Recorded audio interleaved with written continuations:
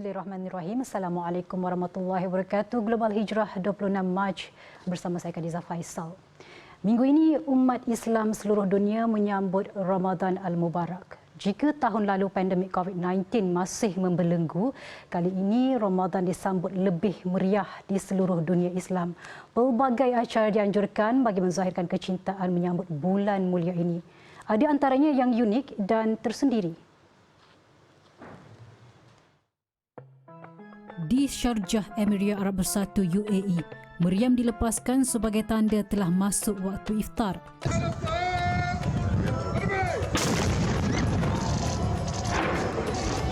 Orang ramai berkumpul di Al-Majaz Waterfront bagi menyaksikan tembakan meriam tersebut.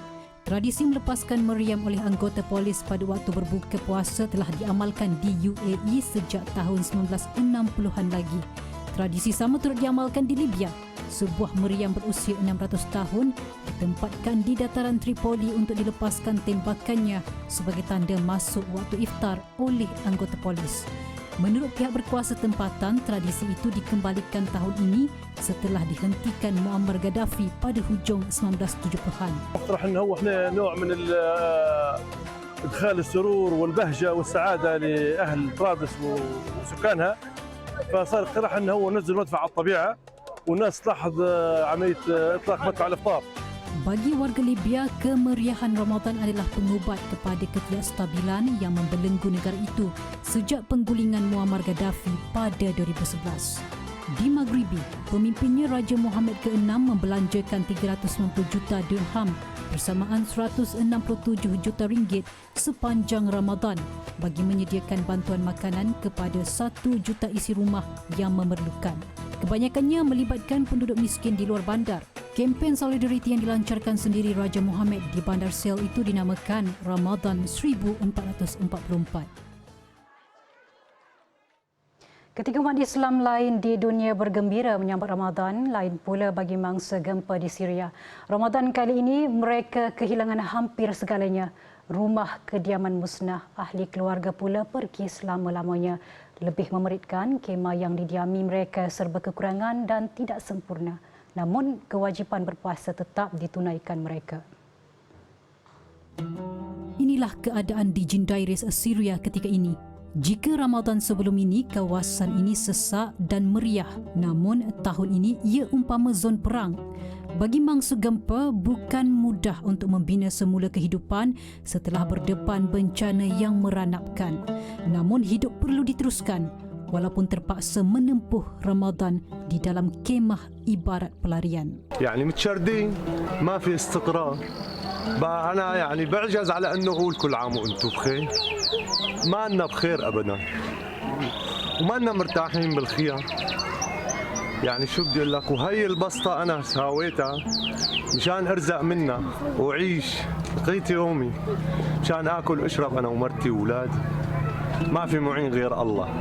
يعني بدي أعدي علينا شهر رمضان من غير جوزي، يعني صعب كثير كثير صعب. هو فقدناه، يعني هو ما تقول مثل رب الأعلى، بقول مثل رب البيت، أب اسمه بالبيت كان هلا وين يعني تعمل كيف خيمة بيركب مي بتنطر بتطوف تطلع لبرا بتعبي قطين أولاد، هون في سيارات وبعدوا.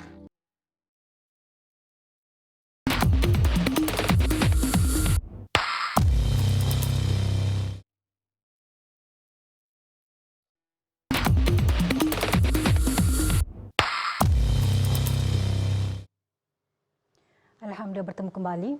Ledakan industri kereta elektrik kini mula dirasai di seluruh dunia. Bagi Indonesia, negara itu bertuah kerana mempunyai sumber asli nikel, iaitu antara komponen paling penting dalam penghasilan bateri kereta elektrik.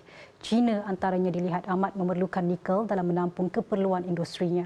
Bagaimanapun, permintaan tinggi galian itu menimbulkan masalah baru bagi Indonesia.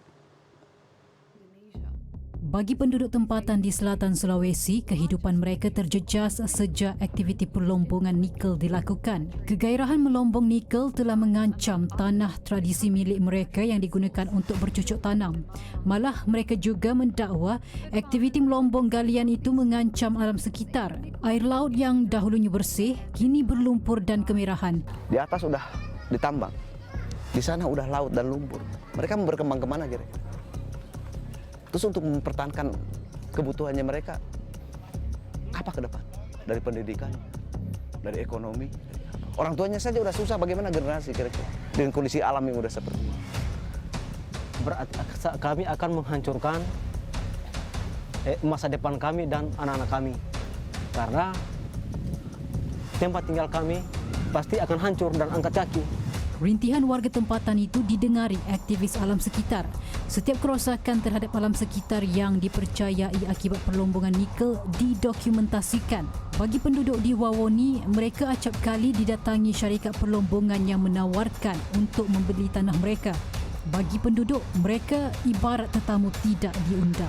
Bagaimanapun tidak semua penduduk menentang aktiviti perlombongan nikel tersebut. Pelaburan dari syarikat-syarikat besar di kawasan itu telah memberikan peluang pekerjaan baru kepada penduduk tempatan. Malah peniaga tempatan turut merasai limpahan ekonomi hasil perlombongan itu. Dalam pada itu, Wakil Persatuan Perlombongan Nikel mengakui masih ramai pelombong galian itu yang tidak mematuhi standard keselamatan alam sekitar yang telah digariskan.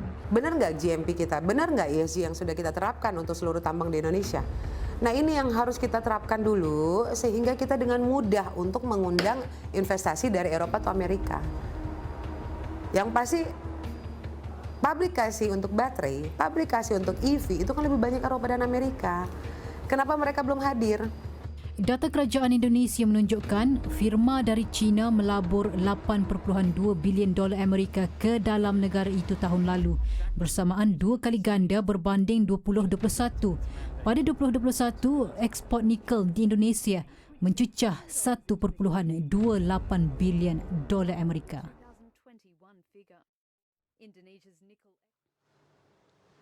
Sekian Global Hijrah untuk malam ini. Lagi kupasan berita antarabangsa pada hari dan waktu yang sama minggu hadapan. Saya Khadijah Faisal. Assalamualaikum warahmatullahi wabarakatuh dan selamat malam.